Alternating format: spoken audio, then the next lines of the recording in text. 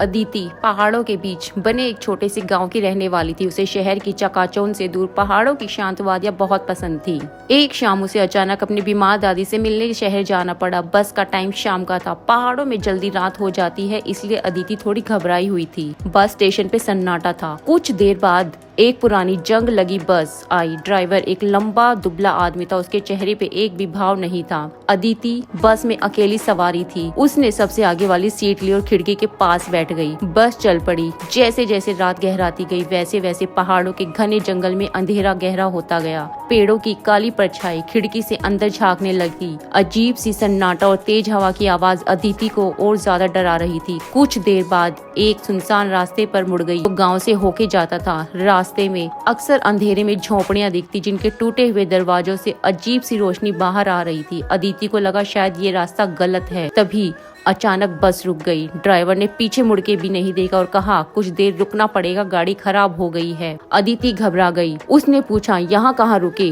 आसपास कोई गांव तो नहीं है? ड्राइवर ने कुछ नहीं कहा। बस सन्नाटे में खड़ी रही। समय कटने का नाम नहीं ले रहा था। अदिति डर के मारे कांप रही थी। तभी उसे खिड़की के बाहर कुछ हलचल सुनाई दी। उसने झांक के देखा तो सड़क के किनारे अजीब सी आकृतियां खड़ी थी। उनकी आंखें चमक रही थी और वे अजीब सी आवाजें निकाल रही थी। अदिति चीखने लगी पर उसकी आवाज जंगल में कहीं खो गई। अचानक बस का दरवाजा खुला। वो खौफनाक आकृतियां बस के अंदर घुसने लगी। अंजलि जोर जोर से चिल्ला रही थी पर कोई उसकी मदद करने वाला नहीं था। अचानक अदिति की आंख खुल गई। वह अपने बिस्तर पे बैठी हुई थी, पसीने से तर हुई। बाहर सूरज की रोशनी आ रही थी। वह बस एक बुरा सपना था। अदिति ने राहत की सांस ली पर उसे अभी भी उस रात के सफर का खौफ सता रहा था। वह उठी और खिड़की के पास गई। नीचे सड़क पे वही पुरानी बस खड़ी थी जिसे उसने सपने में देखा। बस का दरवाजा खुला था और ड्राइवर कहीं था ही नहीं। अदिति की चीख निकल गई। शायद वो सपना नहीं बल्कि एक भयानक चेतावनी थी। अदिति दौड़ के अपने माता पिता के कमरे में गई।